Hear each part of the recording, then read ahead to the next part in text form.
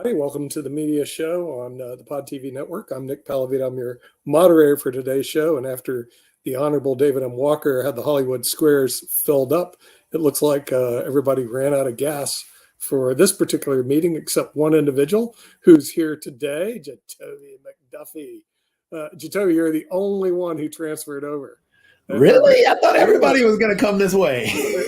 You know what I think what happened after the economic show? I think they just ran out of steam and they just went flat, boom.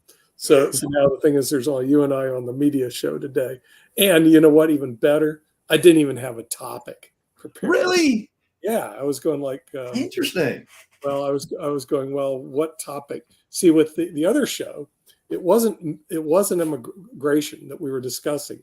It was the supplemental spending of $40 billion more by the Biden administration.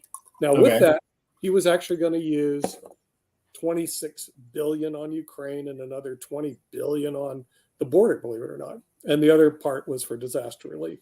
So immigration did actually come up, but you can throw all the money you want to it. The problem is you're not solving the problem. You know, Yeah. And the thing is, what you need to do is have more relaxed immigration laws. First of all, you do have to have programs that attract the best and the brightest. If I was the best and the brightest years ago, everybody wanted to come to America. Now, I'm not sure if you want to come to America. There's a lot of great countries. Hey, Jatovy, there are a lot of great countries you can live on. You don't have to live here, you know, assuming you can get in some of these other great countries.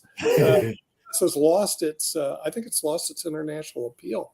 But without getting back the mojo and changing the immigration laws to attract the best and the brightest, we're going to lose them.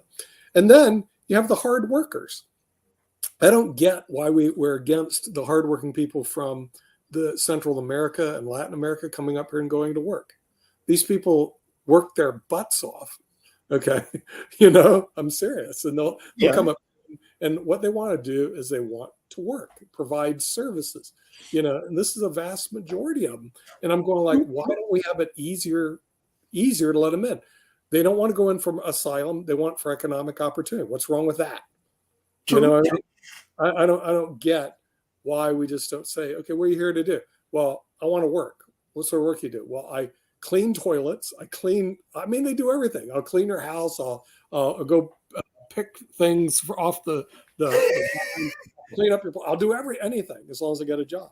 And I don't see any problems with bringing those people on. They're hard workers. This way, guys like Jimmy, who's just joined us.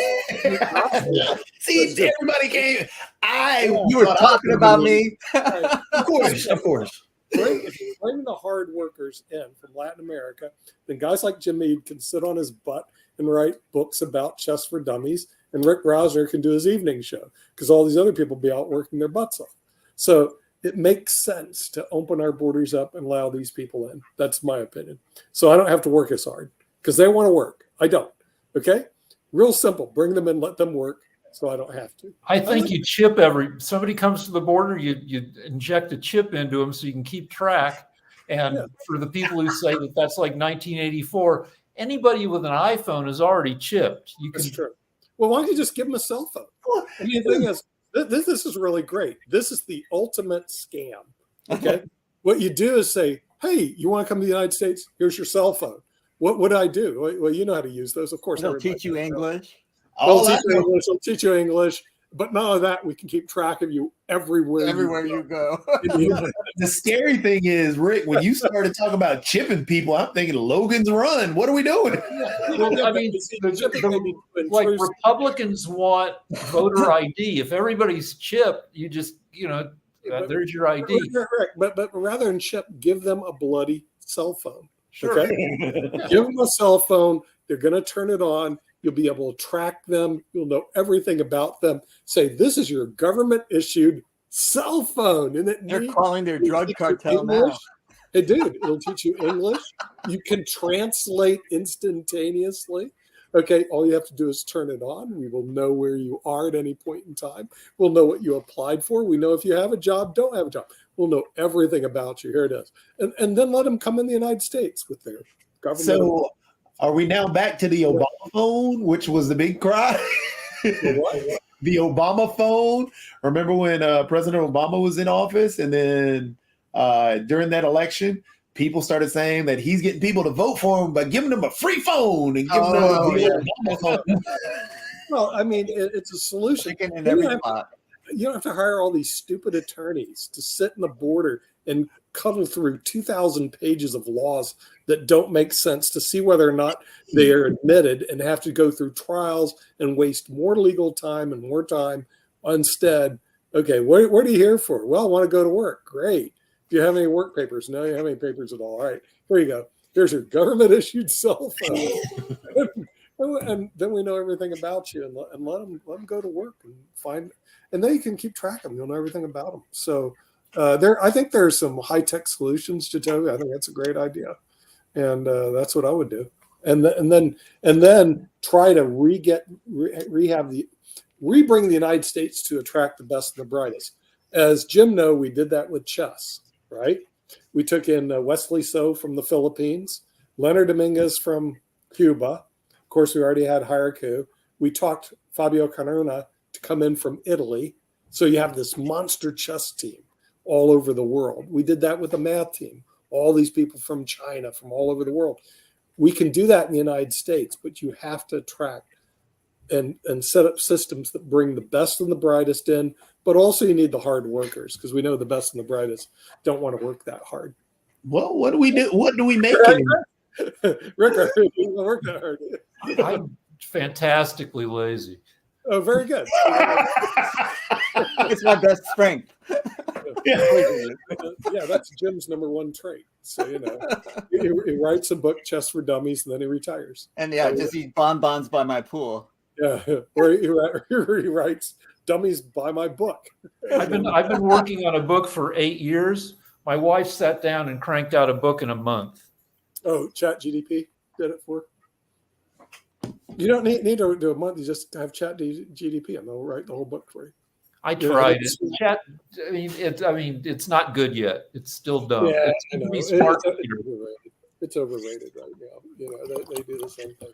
Well, listen. Let's have fun and see what it says about that. I think ChatGPT would own up to not being smart yet.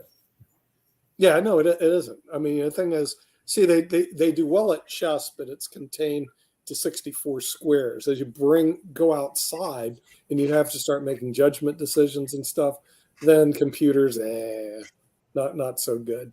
Yeah, that's why self-driving cars keep killing people, because you need a whole server farm to contain all the information that a driver should have.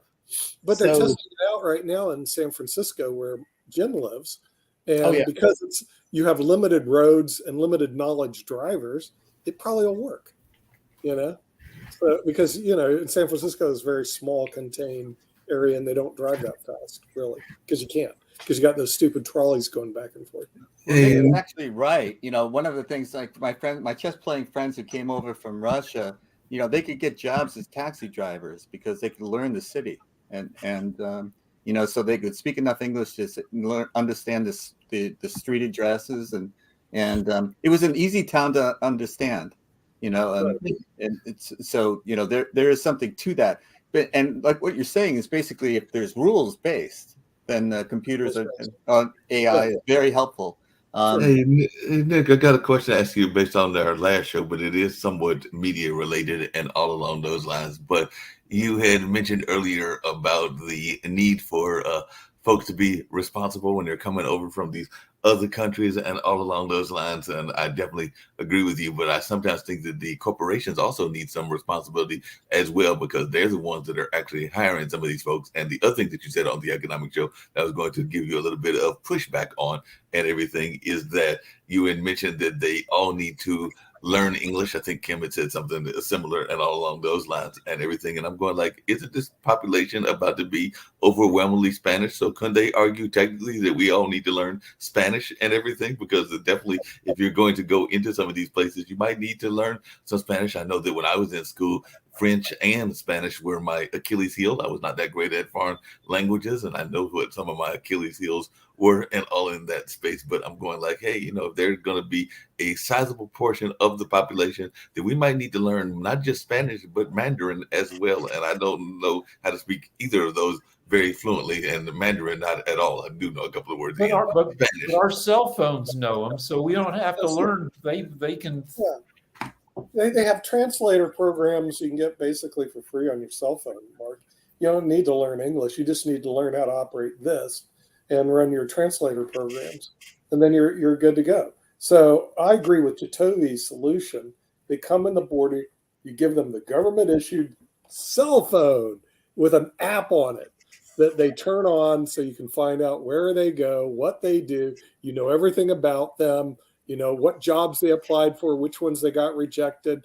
You know everything about them. It has instant translator programs, their own government issued cell phone, and then send them into the United States to do whatever they plan on doing.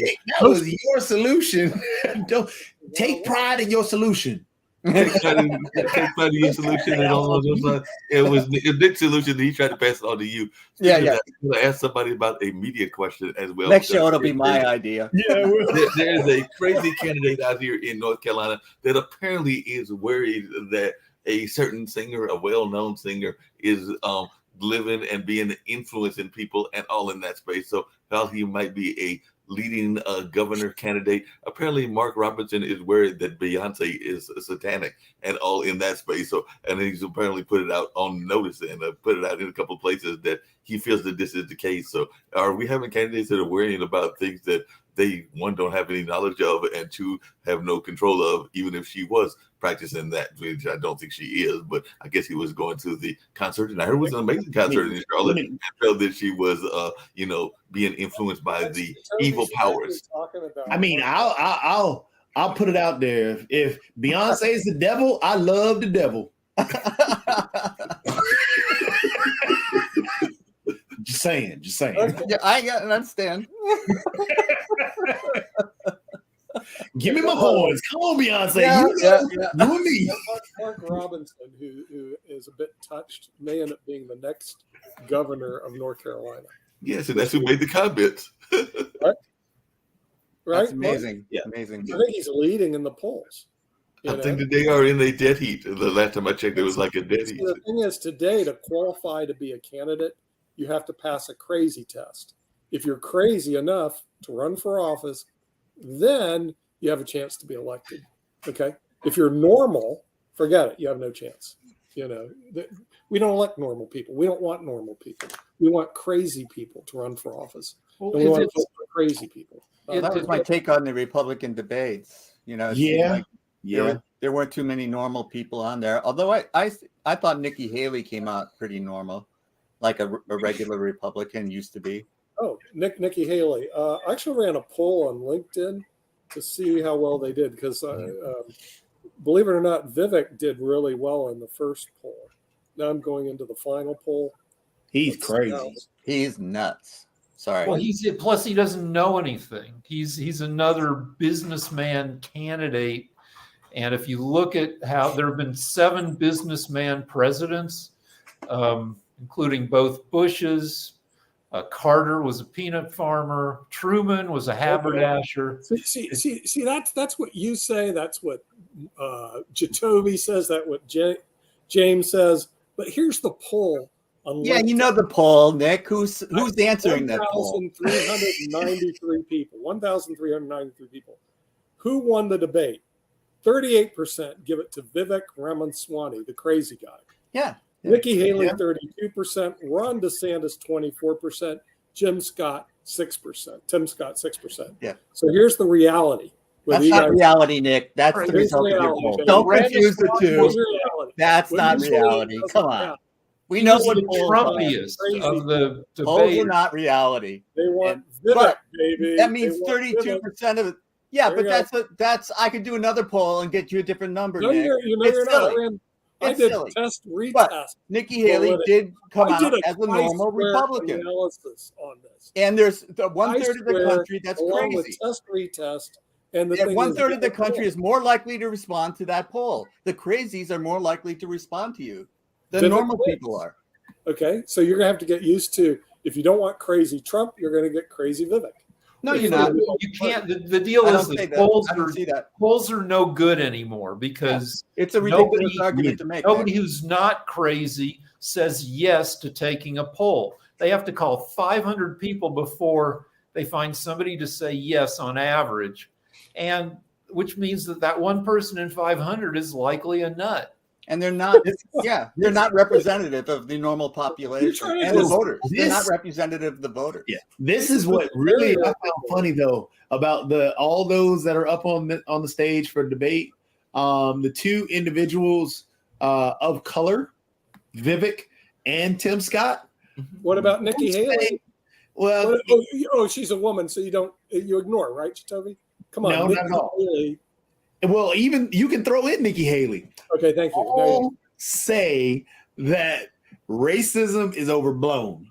All say, as a matter of fact, Vivek was talking Yeah, about Clarence how Thomas is a person of Yeah, color. but as well. who are they talking to? They're talking to which party? race. Yeah, That's but, the point. so what are you going to do? Say But something Nick, different? just think about this: 20% of them thought Ron DeSantis won the debate. 20% of your poll respondents thought Ron DeSantis won the debate. Come You're on. listening too good. 1/5 of them have no clue. We know that. You're right. You're right. 25%, 24% thought Ron DeSantis Yeah. won the debate. How could DeSantis anyone think that? He didn't even really. show up. Hold on a second.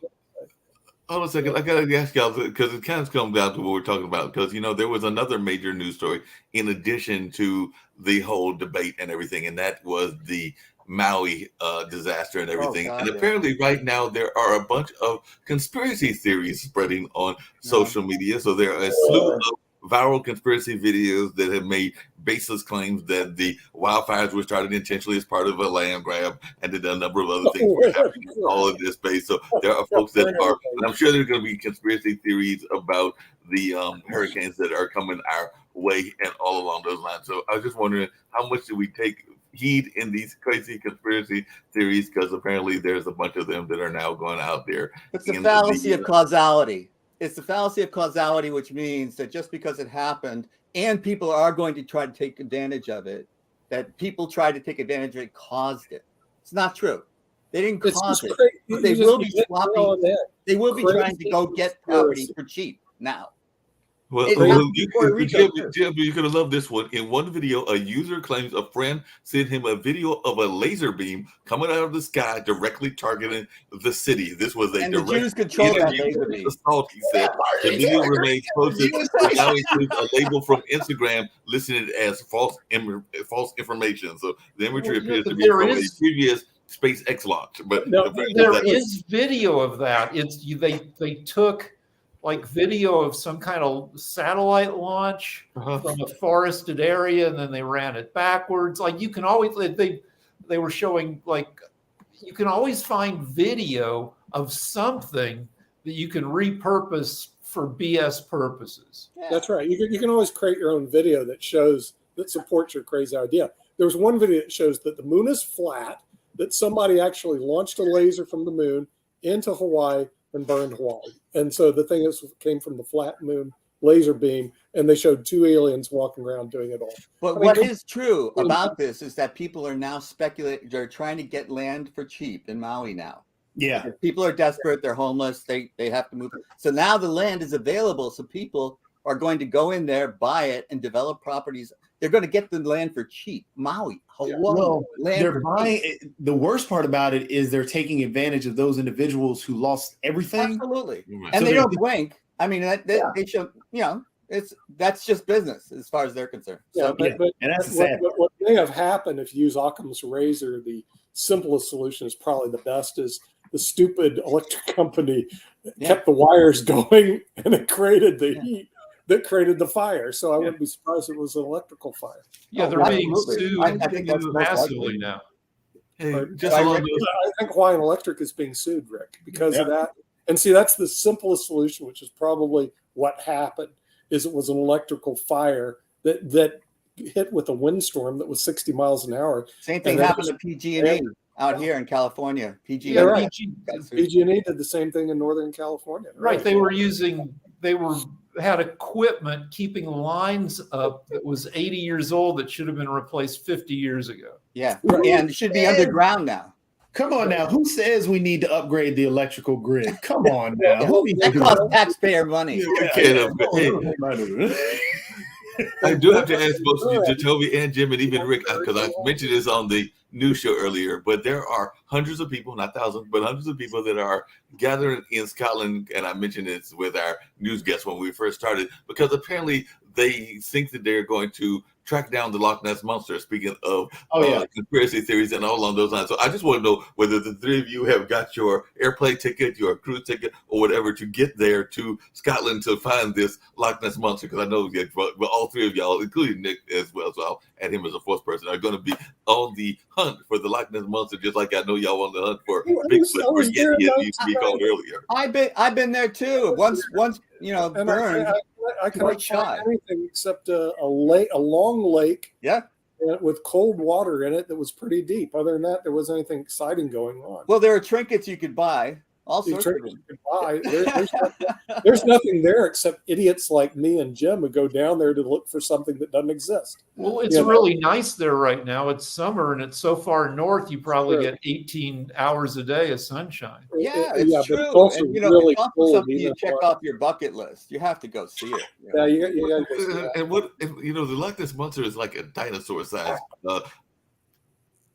creature, Well, for like it was- a term and everything. So, what would you do if you actually ran across it? Because I'm thinking that It was if you think he's gonna fantastic. grab you and make you his dinner, so why these people are hunting something that doesn't exist? But if they find it, what are they gonna do with it? Jacoby, you're in the world of entertainment. What would you do if you found the Loch Ness Monster and it actually turned out to be real? Because that's a very big monster that apparently can hide very well and everything. But how? Because I'm thinking that it would cause all kinds of trouble, and he would probably. I don't think he's going to be inviting you over for a shared dinner. If anything, you might be his dinner. You just You make guys a saw reality Puff the show. Magic Dragon? You know you can ride the back of the dragon and go down like a slide? Yeah. You make a the reality harness show. over it is hard. You take a Core. you know, get they're a right boat about full of fish hot food. people who look good in swimsuits, and you set them up as Loch Ness tour guides on the loch. And I then go back. I'd like to see her Nessies. But Toby. We're our centers. We have all these sea monster stories, and they're all based on something. Somebody saw Yeah. something like a giant squid, and all of a sudden there was preposterous stories that were built in it, and they came told again and exaggerated over time. So all of these things are probably based on But something. they actually did find giant squids. Yeah, Way- they are giant squids, right? Yeah, they're giant squids. What They're about definitely under the some sea? things that are out there. But they became stories, Nick. That's my point. I know. Somebody saw one and then told what they saw, which got Right. exaggerated into this sea monster roaring out of the sea, the Kraken, and all these types of stories. They have a basis, Right. but Speaking of you have to things take it with that a grain have of salt because speaking of things it's that have like a basis, telephone. apparently there is a university that's in hot water because they have a T-shirt or a shirt that's out there. We're getting ready to come up on football season, and I get where they were going, but apparently people are taking it out of context. But the Texas Longhorns have a shirt that says "Embrace the Hate," and apparently this is leading to all kinds of outrage on media because I think that the hate that they're talking about is hate for their opponent team and everything, but people are thinking that it is part of that greater division that we are in the nation around. So did they make a mistake by coming up with the Embrace the Hate shirt, and did they not do enough marketing research to realize that this might offend some people and all along those lines? Because apparently it's all over social media that folks are like, wait a minute, we don't want to embrace the hate. We want Some to adults should be fired. Yeah. I don't really care because remember, Tech's ass is really what it's all about. So who cares? I want to talk about The Blind Side. Oh yeah. So Michael Orr, the huge kid who grew up to be an NFL lineman, Yeah. and who was supposedly adopted by the Toohey family, who got him schooled and then helped him turn into a great lineman. has recently found out that he was not adopted by the Tuohys, that he was under a conservatorship.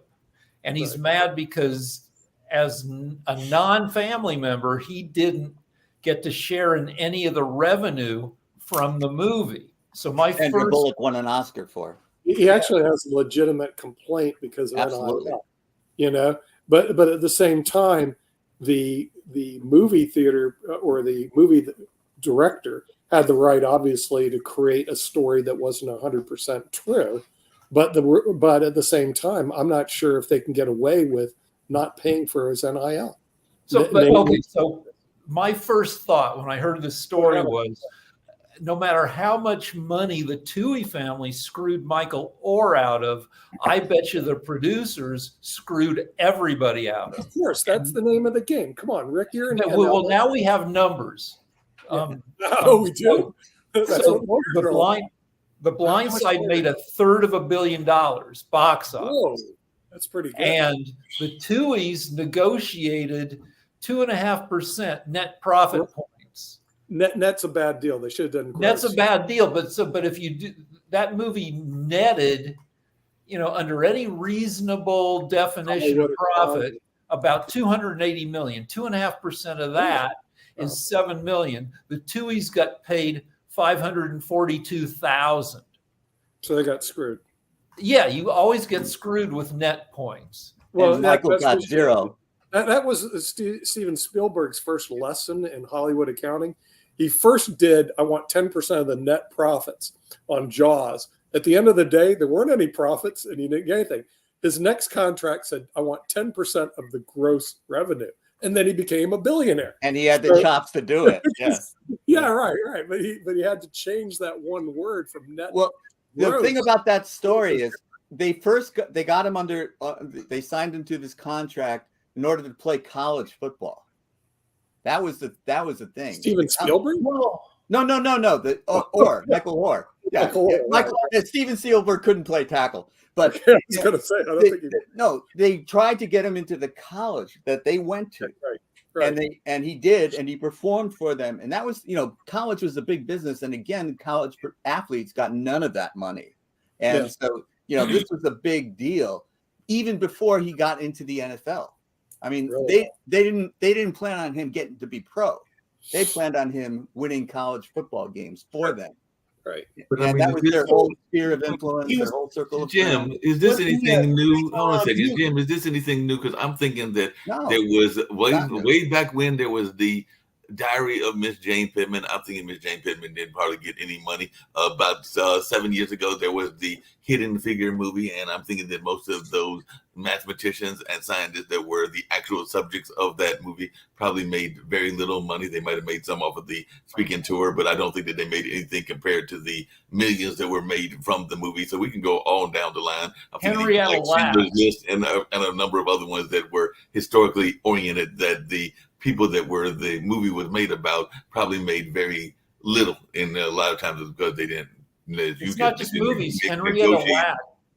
Henrietta Lacks is this woman who was the source of HeLa cells, which are these cells that just keep reproducing. She had a bad case of cancer 100 years ago, and they pulled cells out of her. And now these cells are used in labs around the world because they're really easy to work with.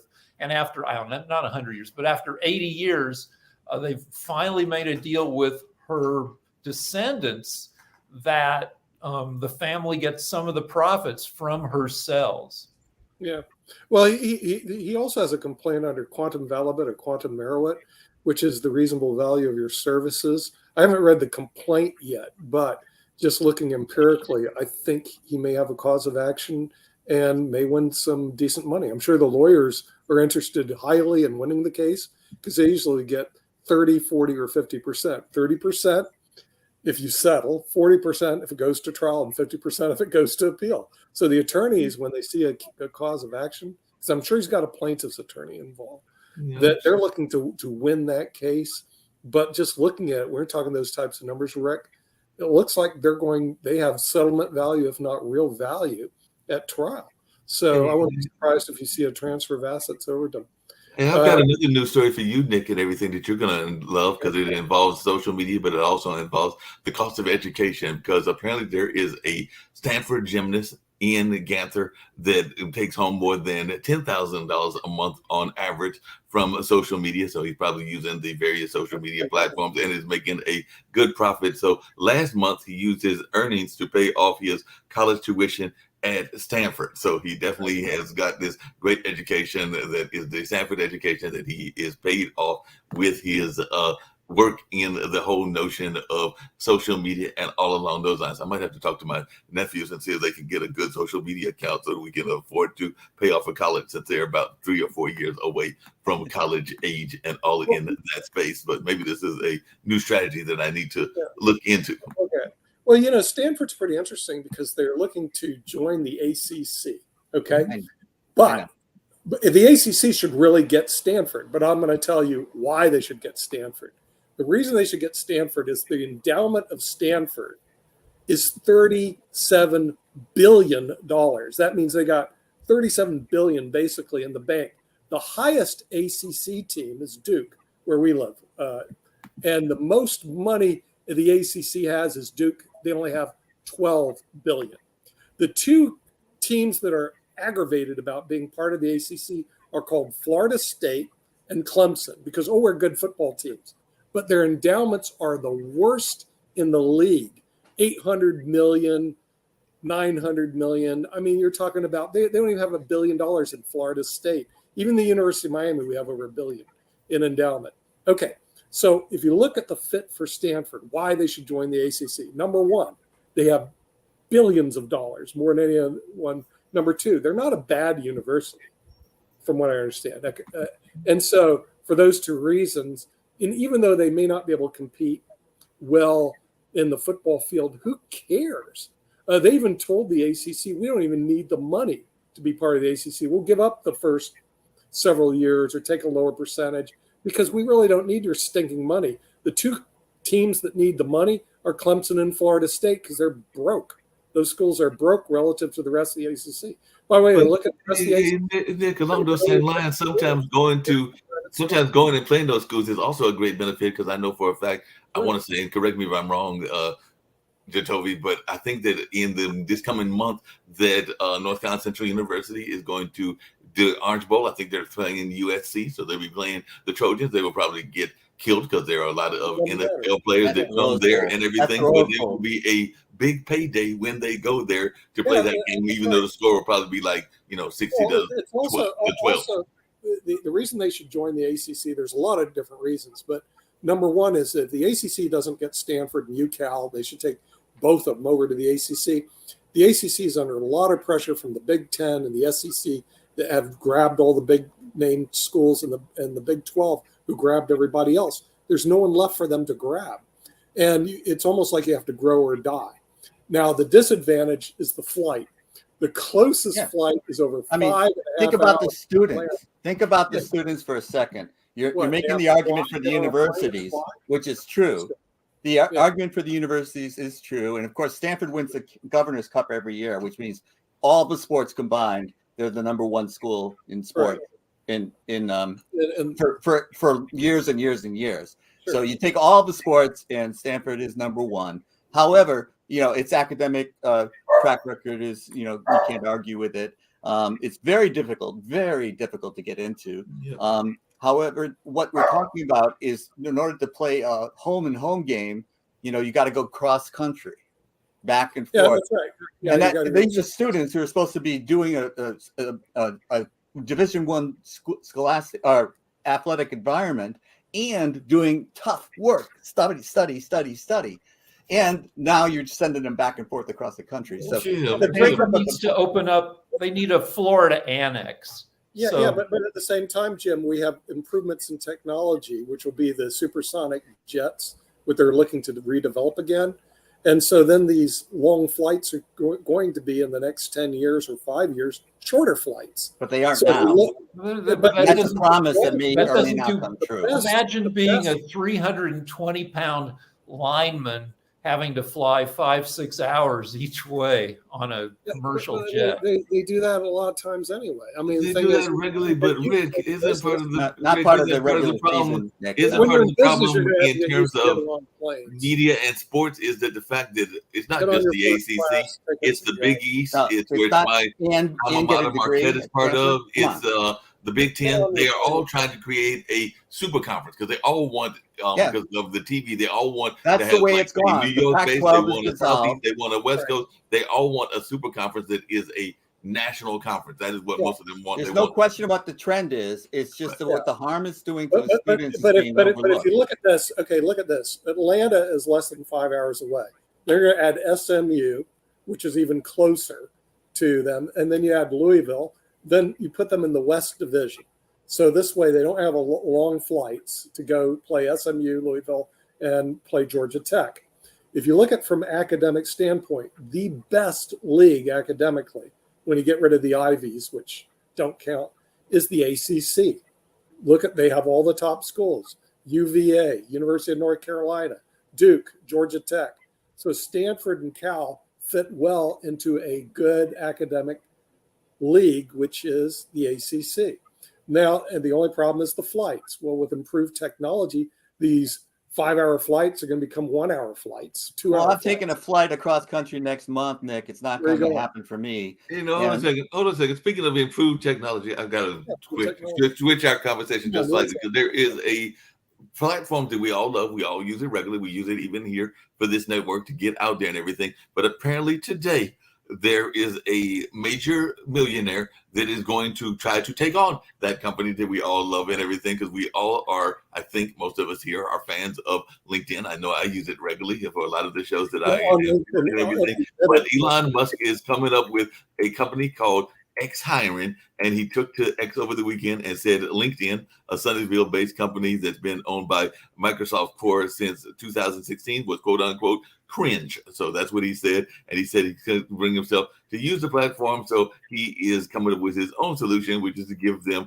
some competition. It allows verified organizations to showcase job listings on their respective handles on X, which until a month ago went by its original name, Twitter. So apparently there is a Twitter rollout that is supposed to be taken on LinkedIn, and LinkedIn is definitely a job site, but it's also a site for a lot of discussions, and definitely a lot of us podcasters use it because it is a platform that StreamYard uses quite often as well. So what do we think about Elon ready to take on LinkedIn and all in that space? He even had some feature your most critical role and organically reach millions of relevant candidates, read X Hiring's official announcement on Friday, and they said that they're going to use that whole verified organization status. Oh, he's done such a good job with Twitter, I know. making it just burst in the seams. I'm sure he's going to do good taking LinkedIn. Come on. Musk isn't a media guy. I think of Musk as the Donald Trump of tech, where That's true. he took a company, he bought a company, Twitter, for $44 billion and evaporated probably close to 2/3 of its market value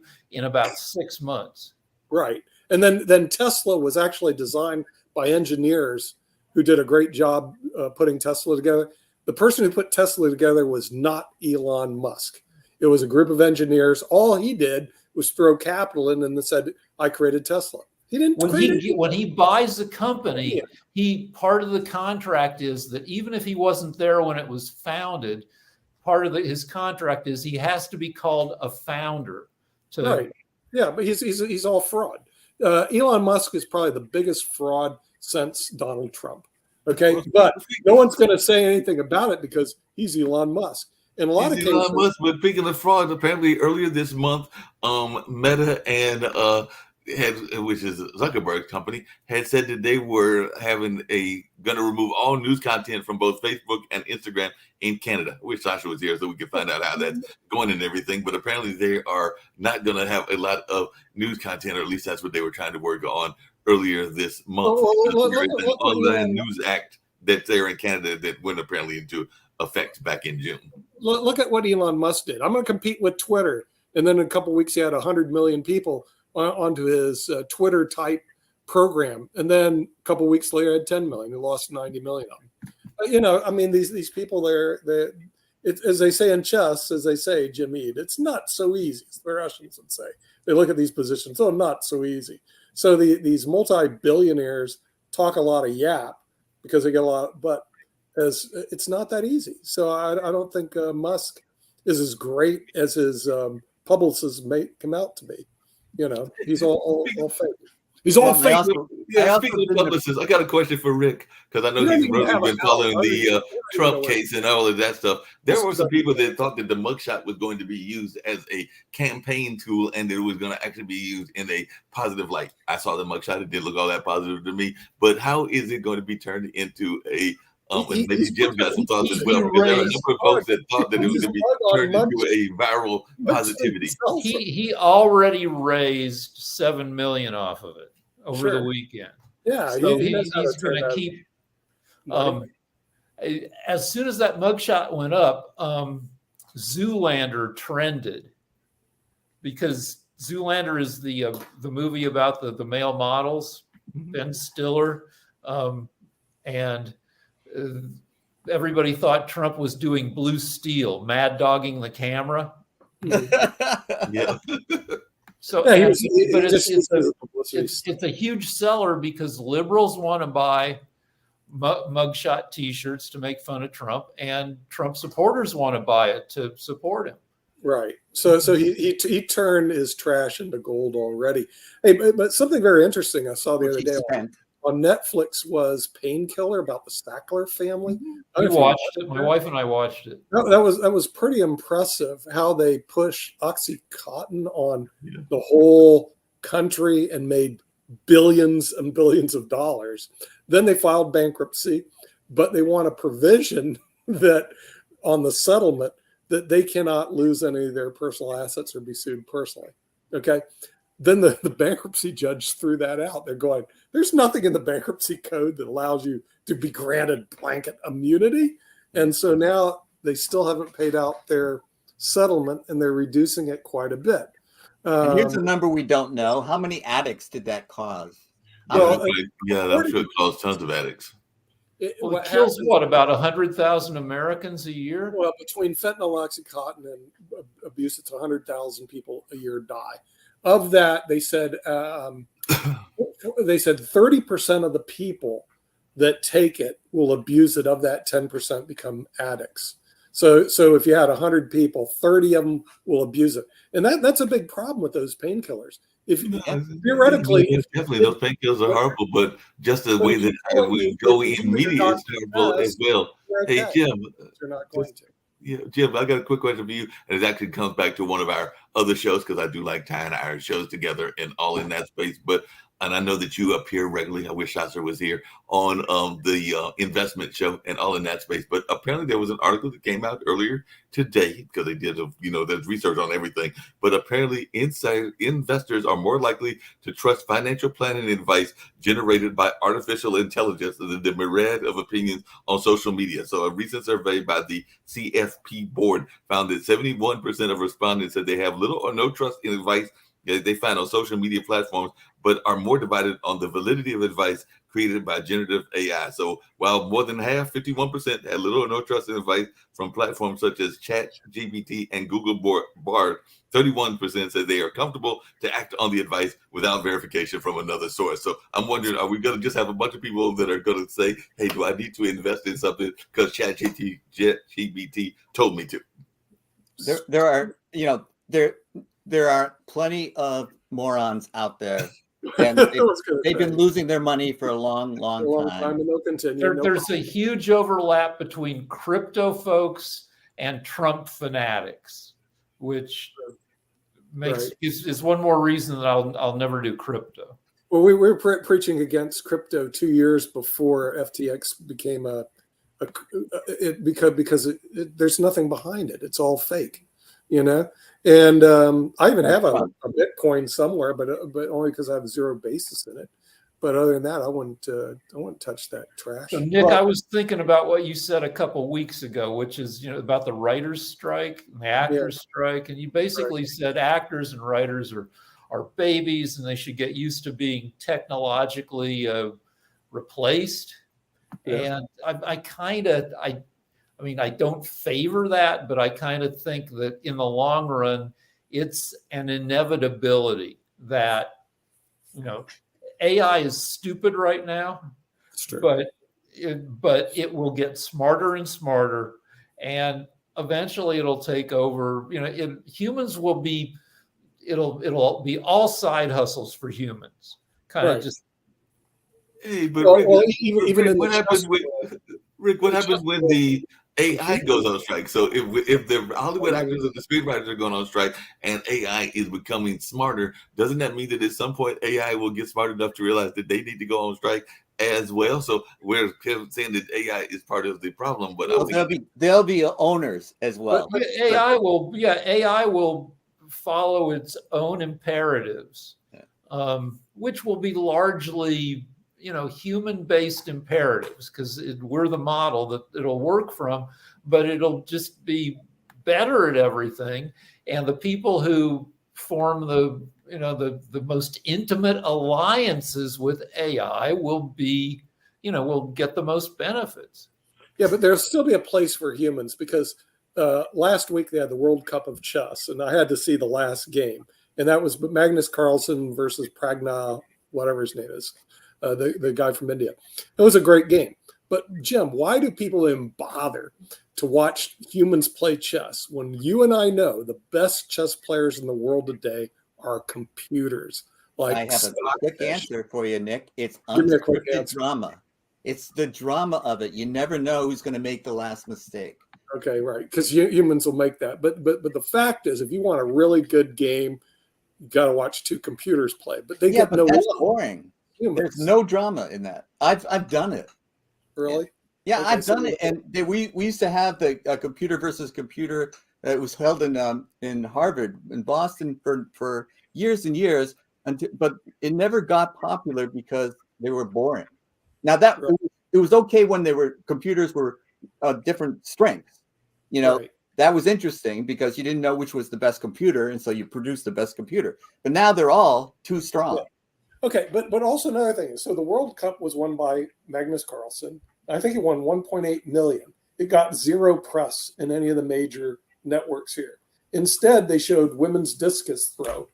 So why is it that is more important than a world champion in chess? Talk to me. well, part of the problem is that the track and field is actually considered a major sport, whereas I hate to say this, and I hate to tell both you and Jim this, to the majority of the population, chess is seen as a game, not a sport. I know it is a sport, but I am a fan of this. I'm a fan of it. I'm actually a fan of chess, but I'm just telling you the perception of people because of the way that our schools are organized. Think about our athletic department. I got a better answer, Mark.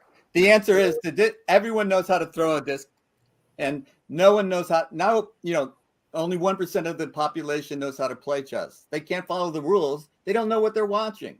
So Exactly, but that's anything kind of what I else, was the ball, alluding to, the because ball, every that involves the school ball, everybody every can school relate has to. a track team just about in the country. So and everybody knows how to do that sport. They know the discus, they know the shot put, they know a number of other things. It is definitely considered a major sport. I mean, it's not football, basketball, or baseball, No. but it's definitely into that major sport. I mean, not every school has a tennis I was club. but I captain think of my that most track of and the field schools- team in high school, man. All those things are understandable. And they call NASCAR a sport where you're just driving a car. Come on, chess is a sport as much as NASCAR is. But there's another good movie on Netflix. I don't know if you've seen this, Jim. Critical Thinking, about the Miami Jackson chess team that won the nationals. All right. Now I know two of the players because I played Marcel and I've also played Rodney Medley, whatever his name is. So personally, I played both of them. I lost to Marcel, but I beat Rodney. Rodney hated that one. But the thing is, it's actually a really good movie about. It's called Critical Thinking. I've how heard of the- it and I've read about it, but I haven't. Yeah, I but haven't you gotta seen go it see yet see the either, movie. but It's about how inner city kids won. They Yeah. actually won the national high school tournament, which is a hard one to win. 1998. Part of it is because Marcel Martinez was such a great player. I mean, he was a talent when he was in high school. Just came over from Cuba. Cuba, chess is a religion. Like in India, they have 100 million people. 100 million people, Mark, playing No, on I chess. know that there's tons of people that play chess. I'm not knocking that, but I'm just saying that 100 in the million. United States, we're talking about Because on of the Saga. West Yeah. and everything, In but the United definitely States, it's it's a not very popular. popular It's never sport, been and hopefully this movie will give it the boost, because there was a movie, and I did have a quick question for Rick as well. There was a movie that gave a boost briefly, but it was only briefly, to the debate area, and that was called the Great Debate and everything, because there was a number of African American debaters, and I'm talking about the traditional debate like what we supposedly saw on the Wednesday, even though that was not a good debate, even by debate rules and everything, because they weren't following the rules, and they were definitely totally not abiding by the rules. Like they said, they weren't abiding by the rules. They totally were not abiding by the rules, and they even were making jokes about the bail. But at least that movie gave a slight boost for a minute to the debate culture and all along those lines. And hopefully this movie can do something similar and everything. But the question I have for Rick is, I'm looking at Warner's releases, and one of them is Dune 2. So I'm going like, half of these movies are movies that were out, I want to say in the 70s, because I can't remember when Dune 1 came out, but I know Wonka was definitely in the 70s. Color Purple was like around the 80s, and Aquaman was definitely early as well. And these are some of the movies that are coming out in the Christmas season. I know part of this is that bugs are, right. I don't like rebooting stuff from the 60s and 70s. I mean, fine, but they need to focus on more recent stuff. There's an author named Neil Stevenson whose work has been optioned by Clooney, and none of it ever gets made. And yeah, like Dune, I think, was first published in 1965. Yeah, I read it a long time ago. And it's a great book, but Yeah. there's plenty of great stuff that's more recent. We don't need a reboot of Charlie's Angels. No, But I'll tell you how you make people like chess. You do that show with Anya Taylor-Joy. Like it's Queen's Gambit 2 is coming out on Netflix. That was I told y'all the solution how to make chess popular. I told y'all this on a I- earlier show and everything. You have to do here's the poker what you need. poker at midnight thing and have the woman prancing around in a scantily clad outfit, and maybe have come now, some guys. women commentators as well. That's what you got to Come do. now. Here's the solution to chess. Elon Musk was working on putting chips in people's heads, but he's bad at it, and it was killing all his tests. His I don't know. They weren't doing it. Monkeys. All his animals. But eventually, we'll be able to put computer interfaces directly in our brains. So you get some of the hottest, most attractive people on earth, and you turn them into human computers via an interface, so that the best computer chess players are living in humans, and then you have those humans sit down and play, and when they're not playing, you follow them around like it's a reality show. Hey, that could work. And they could then be the AI writers too. So yeah, Right now they're all on strike, so there's nothing to be made. So I think Queen's Gambit 2, which is coming out, has already been made many months ago, but it's going to come out on Netflix very shortly. And Anna Taylor-Joy is just a joy to watch. Yeah, it's like I finally saw Barbie with Margot Robbie. Yeah. Suicide Squad. And it doesn't matter if she was Barbie or whatever. Men are going to watch her. I mean, she was in the same reason that, as Toby said earlier, people watch Beyonce and everything. But apparently, and I'd love to hear everybody's thoughts, but I really want to hear yours, Nick. Fran Drescher, speaking of the strike, was out there recently, and she told the Associated Press that this moment around the strike is about the entire world of work and a larger stand against corporate leaders who value shareholders over the people who create the product. At some point, you have to say no more. Entirely correct. Yeah, that's what the bylaws of corporations say, Mark. I mean, the thing is, what she's trying to say is that we need to change the corporate structure in America, and she can do that, but she's got to change the law. Because I'm sitting on the board of directors of a company, which I do, that my obligation is not to my employees. Notice not. It says my obligation under the laws of the great state of Florida is to the shareholders. Hello. So yes, she's right. They're doing the right thing. They're there to support their shareholders by law. So what she really needs to do is change the bloody law. Yeah, it seems like she's going down the socialist path, and I have some friends in that. Hold on a second, because her exact quote is, I think that it's taken on a bigger scope. It's greater than the sum of its parts. I think it's a conversation now about the culture of big business and how it treats everybody up and down the ladder in the name of profit. Like I said, in the long run, we, all humans, all workers, are screwed because AI will outperform everybody. The guys who formed Hollywood 100 years ago, they were just a bunch of guys who came west to get away from Thomas Edison. but they loved movies. They loved making movies, and they were monsters. They were sexual harassers. They exploited their people, but they liked making movies. The new corporate leaders, they're CEO types, and there's a lot has been written about how the modern CEO who gets gets paid 350 times as much as the average employee is that a lot of them are psychopaths. That there's nothing to stop the craziest, most ruthless people from being CEOs, like our politicians, to the more paternal CEOs of the 1950s who maybe personally knew most of their workers and cared about them. And it's a huge shift, and it sucks for everybody. But yeah, you probably can't do anything about it without dismantling all of Western civilization. Well, no, corporations didn't exist a long time ago. They were created so that people could get rich without taking as much risk. Well, and so when they created corporations, this kind of thing was in mind. Get the shareholders' money, but really the people who are going to be on the boards and people that are going to be in management, they were going to get rich. And these people, everybody else would share in the crumbs, and that would be great. And so, and they don't care about society. They don't care about pollution. They don't care about global climate change. None of that stuff matters. It matters what their quarterly earnings are. Now that mindset has changed. And it's gotten to the point where it's now toxic. And can we do anything about it? Yes and no. Right now we have to change people's attitudes about it to say that, hey, look, you used to be taught, Milton Friedman used to teach us, if the corporation makes more money, it'll build more factories, employ more people. That hasn't happened in 50 years. What happens is the money goes into either stock buybacks or into the manager's pockets.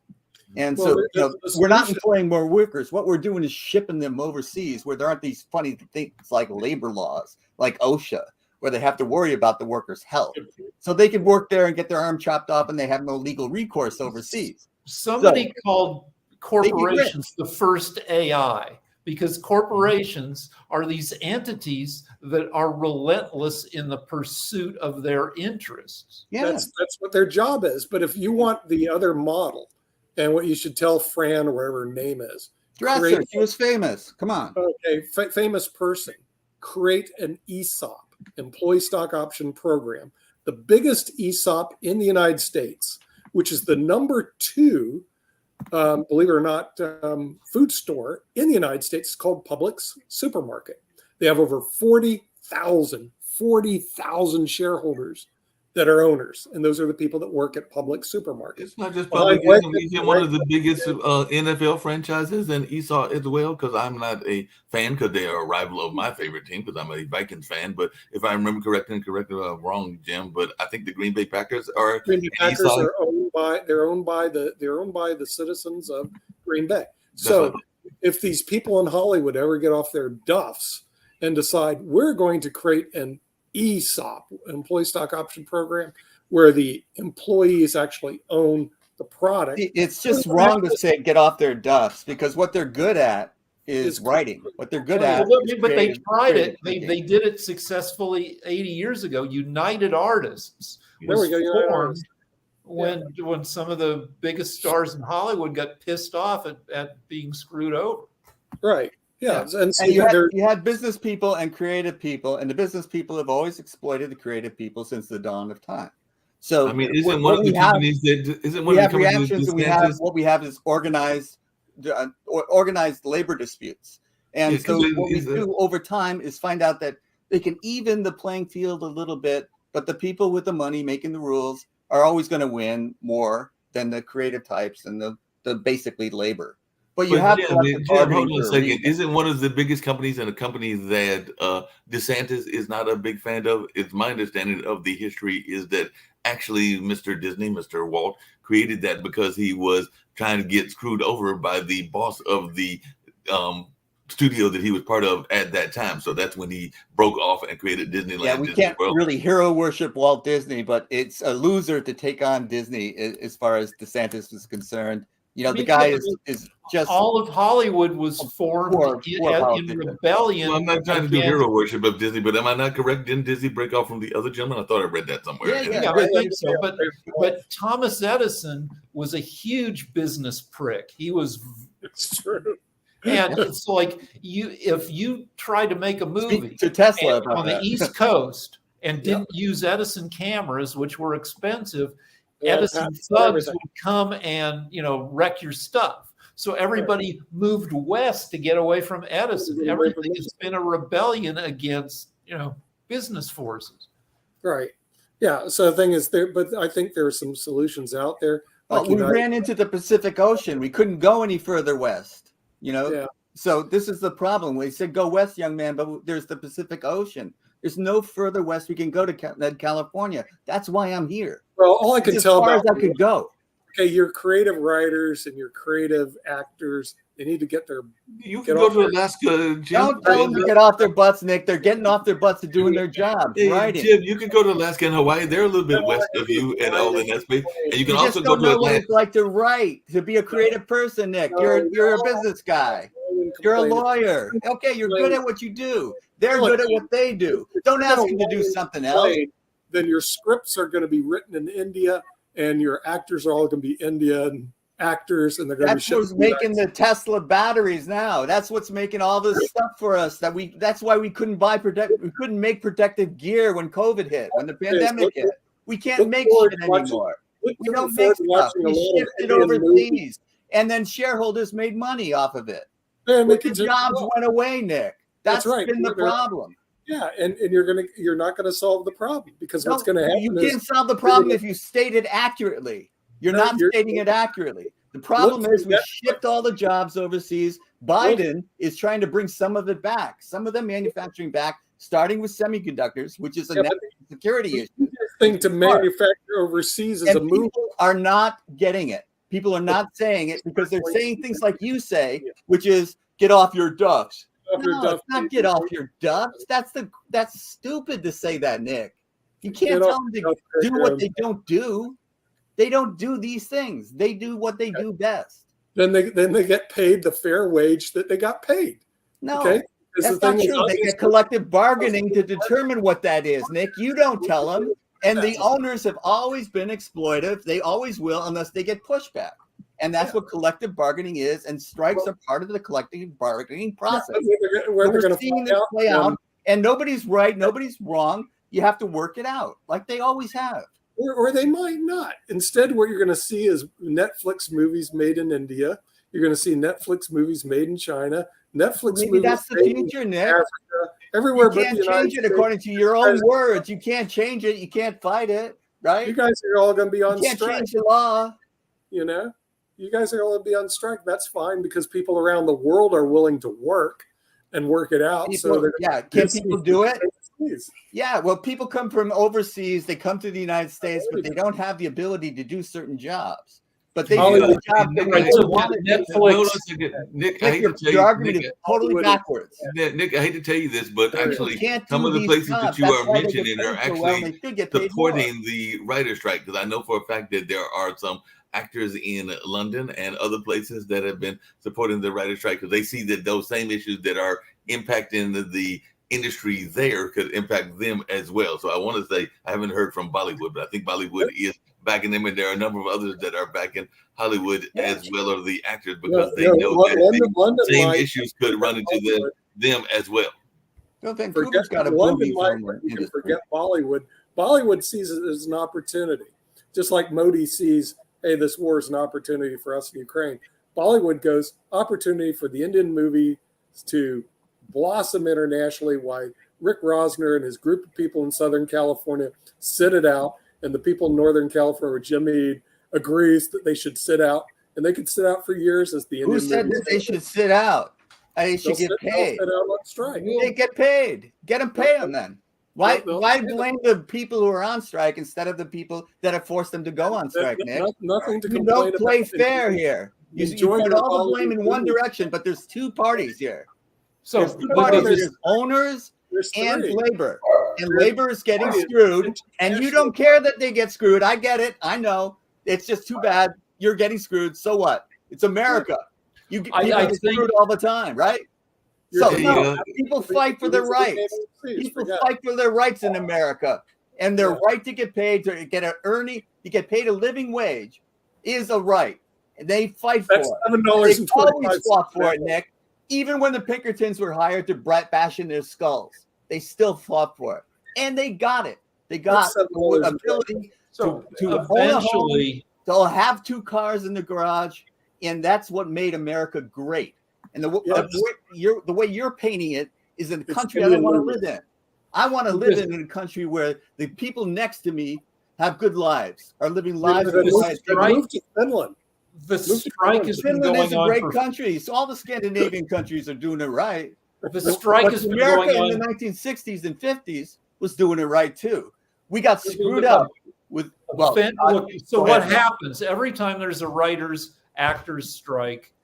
Eventually, a deal is made that is only kind of okay, and that's what's going to happen here. The writers have been on strike for 4 months now. I think the timing was unfortunate because it started at the beginning of summer, and people go outside in the summer. The last strike started in October, and people got pissed at the lack of new content sooner. It's going to be another few months, I think, before the country gets frustrated that they're not seeing any new stuff.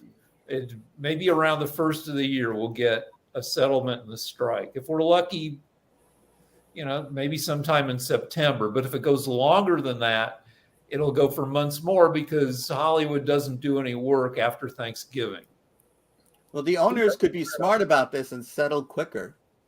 Well, the owners have been doing PR that hasn't been, and so instead of settling, they've just been hiring PR people, which has been kind of backfiring because people still think the owners suck because they do. They rich, but they do suck. Let's face it. They've always sucked. What are you talking about? They have always sucked, Nick. Every actor and everyone has always said, I got screwed. I got screwed in So, this. right, the Even owners have Spielberg always got sucked, screwed. and writers have always been schmucks. Writers are somebody That's called not what they're good writers. at, Nick. You're saying, oh yeah, but these guys are good at this stuff, manipulation, and these poor writers are getting exploited. They should become exploiters too. No, that's not how it works. People do what they're good at. Well, And the people who are pricks, who screw people over, are in management. That's what they do. They do good. They do. Now you'll get to listen to Indian movies. They'll be coming down. I don't think so. I think they'll settle. And if they were smarter, movies in besides China. being pricks, if they were smarter, they would settle quicker. Because then they would make more money. Well, except their It stock would work prices for have not everyone. been, as far as I know, the studio stock prices have not taken a hit yet. They'll No, Disney's down like 30%. well, okay, so what do I know? They're Up getting with a typewriter. pretty bad. So the thing is, we'll just have to see. But see, if Hollywood goes out of business, no one cares anymore because you're making movies overseas. So goodbye, Hollywood. We don't care anymore.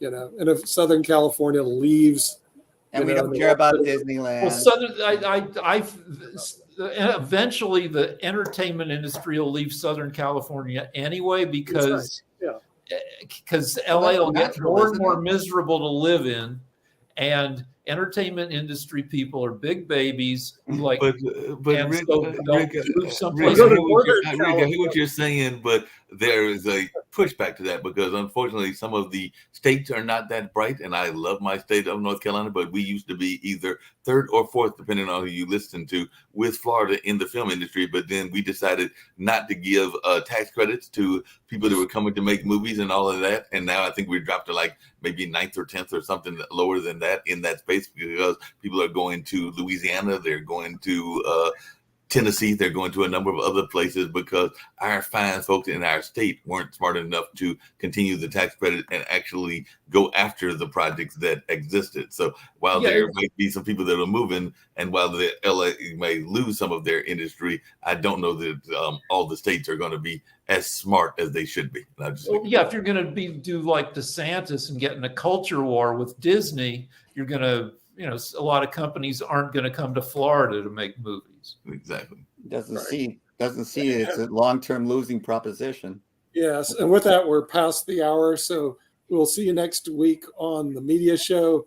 Have a good week watching the reruns that are on all the movies, and get prepared to watch the Indian movies. They'll be coming The down. streaming. They're Right. not bad. I mean, they're goofy, but so are American movies. And you can also see some people in great the Indian movies, they have the Expand best. your cultural horizons. Until then, No. I'll see you next week. They-